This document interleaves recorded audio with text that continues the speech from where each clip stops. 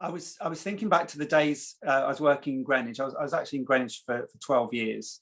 So something like the Kidbrook village development in Greenwich, which was a huge transformation over a long period of time of what had been really the most difficult council estate in the borough.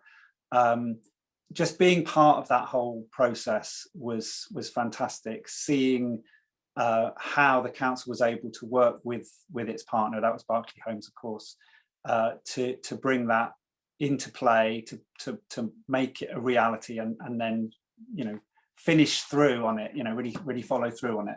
I think that was a really good example. I think on a much smaller scale, when we set up in Greenwich the first council house building programme for 20 years was just such an achievement. And,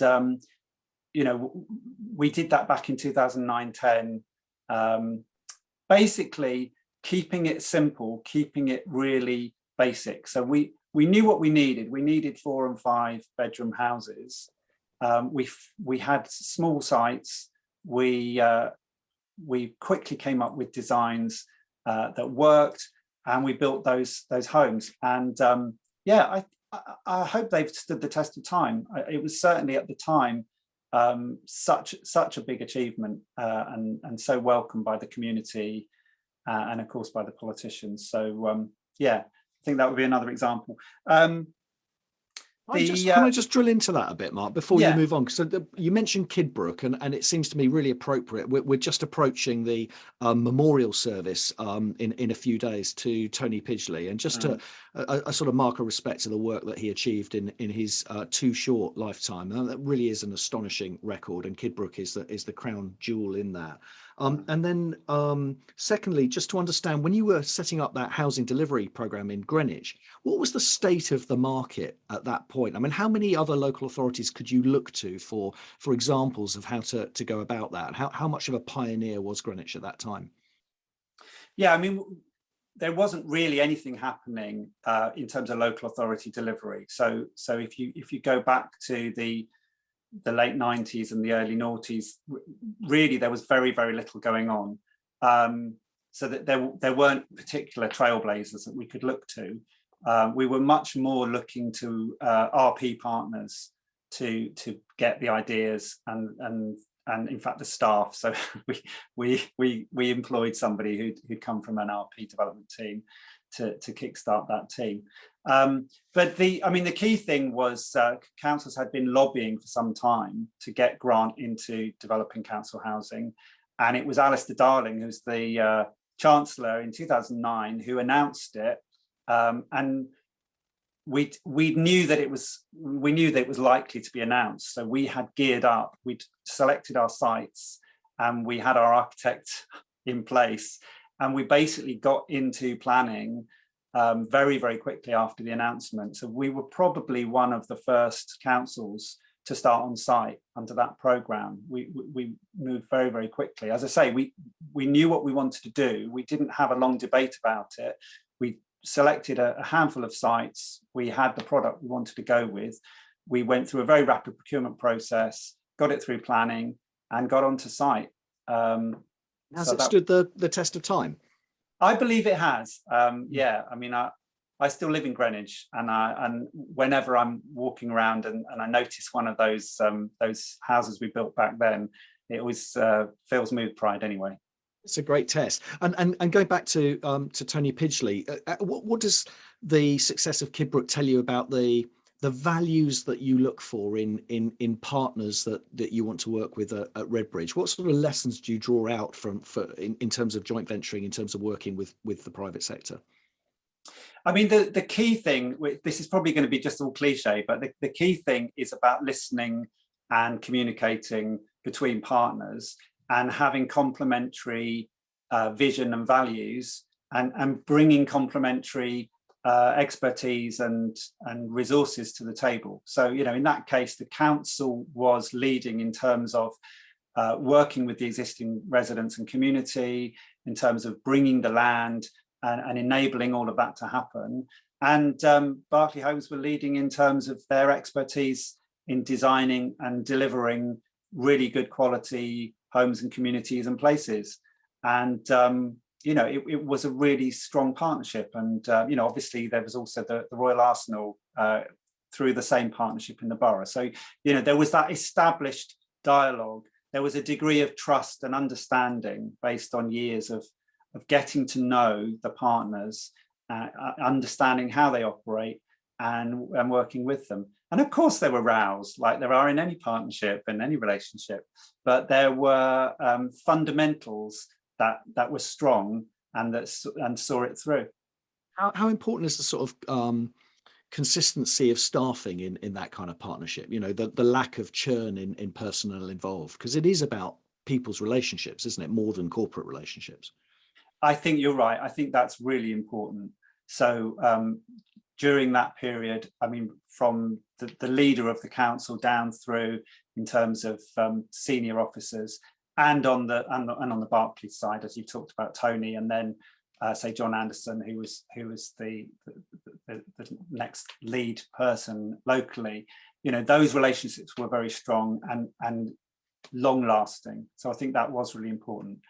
And I think where you get a churn and a turnover, it makes it harder to keep that going. But I think what I was going to mention was about the whole concept of sustainable development and green cities being something that has influenced me from quite a way back. And you know, now in terms of climate emergence and all of that, it seems even more pertinent and vital that's how we look at things. So yeah, when I was working in Greenwich on Greenwich Millennium Village, I was lucky enough to go to a conference in Rome all around sustainable development with examples from all over Europe. And it was just so inspiring to see what was happening, whether it's Spain, Germany, Austria, other places. And just that idea of what was possible from seeing some of those examples. And I can't name any of them to you now. I've forgotten the names of the places, but it was really, really inspiring. And then I worked in Tower Hamlets, where every development was a car-free development. And yet the politics of that and the challenges around the impact of that, not just in terms of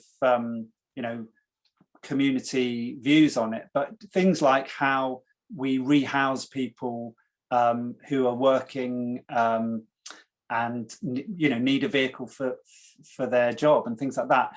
All kinds of challenges around how you make that work in a borough like that. And relatively easy in somewhere like Tower Hamlets, where you can walk fairly quickly across the borough and certainly get around by bus and tube. And more challenging to bring that thinking into a place like Redbridge, where I am now. And I don't have a car. I want to get everywhere by public transport. I think that's the way to go. And learning how that is and what that experience feels like. And very car-dominated transport system. How far can we go in non-polluting mobility systems and walking, cycling, and public transport in outer London boroughs compared to inner London boroughs? How much of a different problem is it that you're facing there, Mark? See, it depends what you're focused on. So obviously there's the issue of air pollution, and we want to stop pollution, and therefore getting people into electric cars is better than having them in cars that pollute. But the roads are still full of cars. So getting rich people onto public transport is by far the most important thing, rather than getting poor people into cars, whether they're electric cars or otherwise. That's to me, that's not a sign of good economic development. But the challenge for me is looking at how do we structure the development of the place so that it supports that kind of change in what they call modal shift. Changing the way you live your life, so that you don't think, oh, I've got to have a car because I've got to take all this food round to my mate's house or go shopping and buy all this food. which is probably what a lot of the journeys are locally. You know, they're little local journeys with people taking their shopping home or whatever, or going to visit somebody. We've got to get to a point where people understand that all of those journeys are contributing to a problem for everybody, which you can cycle, you can walk, there are other ways of doing it. And, you know, people can start to see that if they experience it. But I think it's hard to tell people and show them without them experiencing it. And so I'm really interested in, I certainly haven't studied this any deep way, but I'm really interested in that whole behaviour change piece around modal shift. And, you know, if you look at what's happening now with fuel prices, and, you know, who knows where that's going to end up, but there comes a point where the fixed cost of running your own car and then the increasing cost of fueling it just becomes ridiculous when you look at what the alternatives are. And I just want to get people ahead of that curve rather than it all being driven by money. It needs to be driven by social good and health and other much more positive factors. Active travel was the phrase I was looking for, and yeah. the sort of positive spin that has. But so you mentioned the kind of some of the kind of punishment end of the incentives, you know, the higher cost of motor vehicles and gas and so on. What about the push factors from the council? How much of a role can the local authority play in that behavioural change piece, do you think? What is your role in terms of demanding that people change their behaviour, and how passive are you in that and waiting for other factors to push people forward? How do you get people ahead of the curve, Mark? Well, exactly. If anyone knows the answer, let me know, because I don't think I am sitting here knowing the answer, but what I've got is the commitment to doing it, and I'm working with colleagues who are working through some of those potentials. The one I talked about earlier, the community hubs.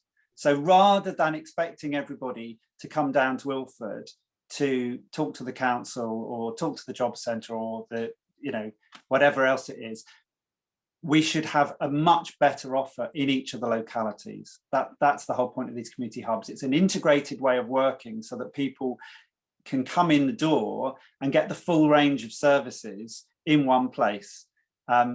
You know, and I know lots of people have talked about one-stop shops before, and, you know, there's all kinds of good and not so good examples of it. But I really think if you think about it as linked to walking distance, travel arrangements, it does open up another perspective on it. And what about planning policy on car parking? Because in Waltham Forest, they're requiring that any new development that comes forward, this is a neighbouring borough, I should say, any new development coming forward has to be car free. And is Redbridge going to go to a similar lengths? So I think the specific planning policy, we're at the stage where we're looking to review our local plan and update the policies and update the plan in coming years. So from what I've said, you can tell I'm going to be very interested in promoting that kind of thinking.